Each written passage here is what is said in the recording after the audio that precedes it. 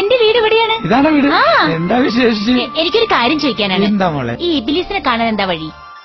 ഇബിലീസിനെ കാണാൻ എന്താ കാര്യം? അല്ല, ഞാൻ ഈ ഇബിലീസിന് ചോറ് കൊടുക്കാതെ നേർച്ച നേർന്നിട്ടുണ്ടേ. അടച്ചോനെ, തസ്നി ഇതുവരെ നേരത്തെ വെറൈറ്റിയാണ്. ഇബിലീസിന് ചോറ് കൊടുക്കാൻ. തസ്നിക്ക് ഇബിലീസിനെ കാണണം, അത്രയല്ലേ ഉള്ളൂ.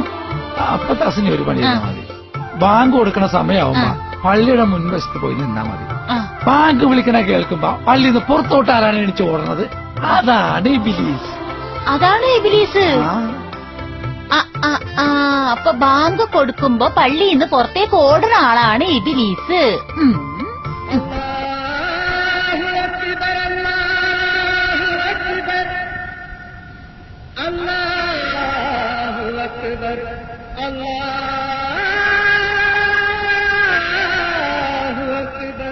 അസ്സലാമു അലൈക്കും.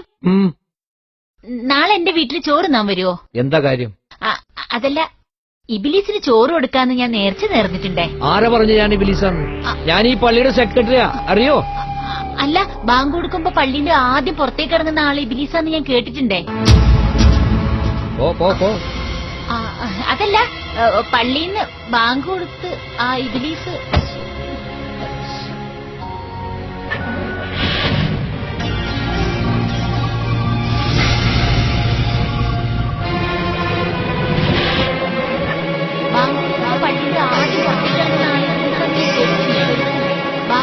പള്ളിന്റെ ആദ്യം പുറത്തേക്ക് ഇറങ്ങുന്ന ആള് കേട്ടിട്ടുണ്ടേ.